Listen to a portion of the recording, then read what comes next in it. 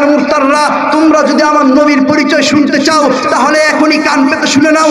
আমার নবীর নাম মুহাম্মদ সাল্লাল্লাহু আলাইহি ওয়াসাল্লাম। নবীজির পিতার নাম আব্দুল্লাহ, আব্দুল্লাহর পিতার নাম আব্দুল মুত্তালিব, মুত্তালিবের পিতার নাম হাশেম, হাশেমের পিতার নাম আব্দে মানাফ, আব্দে মানাফের পিতার নাম কুসাই, কুসাইয়ের পিতার নাম কিলাব, কিলাবের পিতার নাম মুররা, মুররার পিতার নাম কাব, কাবের পিতার নাম লুব্বে, লুব্বের পিতার নাম গলেব, গলেবের পিতার নাম ফেহের, ফেহেরের পিতার নাম মালেক, মালেকের পিতার নাম কেনানা, কেনানার পিতার নাম খুজাইমা, খুজাইমার পিতার নাম মুদরেকা, মুদরেকার পিতার নাম ইলিয়াস, ইলিয়াসের পিতার নাম নাদার, নাদারের পিতার নাম আদনান, আদনানের পিতার নাম উদ, উদের পিতার নাম মুকাওয়াব, মুকাওয়াবের পিতার নাম নাহুর, নাহুরের পিতার নাম তাইরা, তাইরার পিতার নাম ইয়ারব, ইয়ারবের পিতার নাম ইয়াশজাদ, ইয়াশজাদের পিতার নাম নাতিব, নাতিবের পিতার নাম হযরত ইসমাঈল আলাইহিস সালাতু ওয়াস সালাম। আল্লাহু আকবার। হযরত ইসমাঈল আলাইহিস সালাতু ওয়াস সালামের পিতার নাম হযরত ইব্রাহিম আলাইহিস সালাতু ওয়াস সালাম, হযরত ইব্রাহিম আলাইহিস সালাতু ওয়াস সালামের পিতার নাম তারেক, তারেকের পিতার নাম শারু, শারুর পিতার নাম আরগু, আরগুর পিতার নাম আবির, আবিরের পিতার নাম শালিক, শালিকের পিতার নাম আফাকশাদ, আফাকশাদের পিতার নাম শাম, শামের পিতার নাম হযরত নূহ আলাইহিস সালাতু ওয়াস সালাম। আল্লাহু আকবার।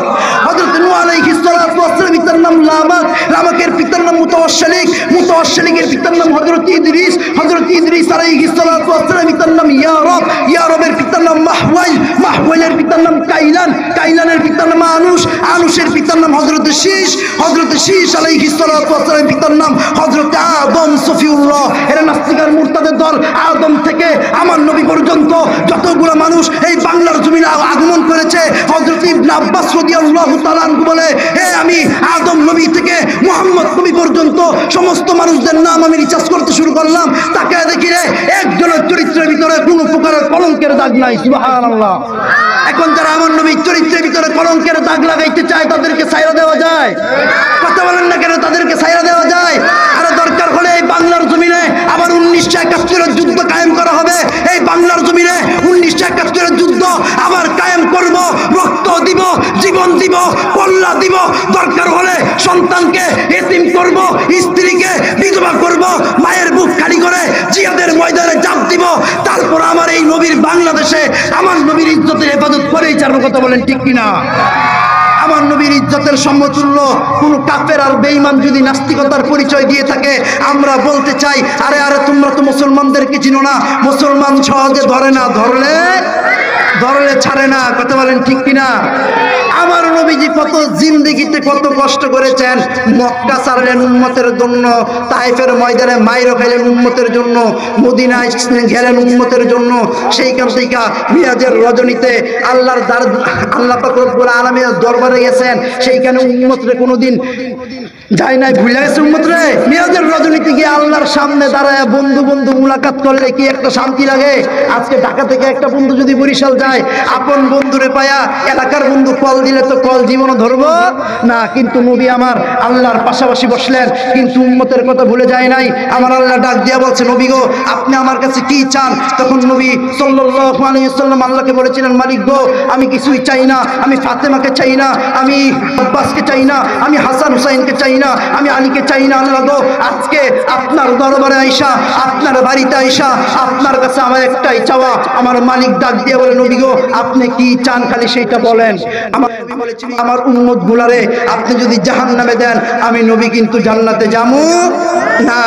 দেখছেন আল্লাহর সামনে যায় নবী আমার উম্মতের কথা ভুলে যায় নাই। আজকে সেই নবীকে গালি দেয়। এই গালি দেওয়ারটাকে দিলটাকে কি মানায় নেওয়া যায়? কথা বলেন না কেন?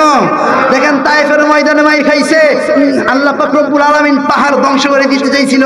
নবী কয় না, এরা আমার উম্মত, তারা আবার ইসলাম গ্রহণ করবে, আজকে না করুক কালকে করবে। তারপর উম্মতকে কষ্ট দেয় নাই, কষ্ট দেয় না। আজকে নাস্তিক আর মুরতাদের দল আমার নবীর বিরুদ্ধে কথা বলে, আছে না নাই? আছে না নাই? আছে না নাই? আরো জোরে বলেন, আছে না নাই? আজকে যারা আমার নবীকে শেষ নবী মানবে না তারা কি কাফের? তারা কি? তারা কি বলেন তো? নবীর পরে নবী নাই, সংসদে আইন চাই, কাফের কাফের, কাদিয়ানি কাফের। কাদিয়ানিরকে যারা কাফের না বলবে তারাও কি? তারাও কি? আরে আমার এই বাংলাদেশে হিন্দু তাকে মেহমান হিসাবে, আমার এই বাংলাদেশে বৌদ্ধরা তাকে মেহমান হিসাবে, আমার এই বাংলাদেশে খ্রিস্টানরা তাকে মেহমান হিসাবে, আমার এই বাংলার জমিনে কাদিয়ানীরা যদি থাকতে হয় মুসলিম নাম দিয়ে থাকতে পারবে না, বৌদ্ধ নাম দিতে হবে, খ্রিস্টান নাম দিতে হবে, ইহুদি নাম দিতে হবে, কাফেরের নাম দিয়ে এই বাংলার জমিনে থাকতে হবে। মুসলিম নাম দিয়ে যদি আমার এই বাংলার জমিন দখল করতে চায় তাহলে তাদেরকে জুতা পিটা করে বাংলাদেশ বর্ডার পার করতে হবে। কথা বলেন ঠিক কিনা? আমার নবীকে যারা শেষ নবী মানবে না তারা কাফের কাফের কাফের। কথা বলেন ঠিক কিনা? আমার নবীকে শেষ নবী না মানলে তারা কাফের, তারা মুসলিম পরিচয় দিয়ে বাংলার জমিনে থাকতে পারবে না, পারবে না, পারবে না। কথা বলেন ঠিক কিনা?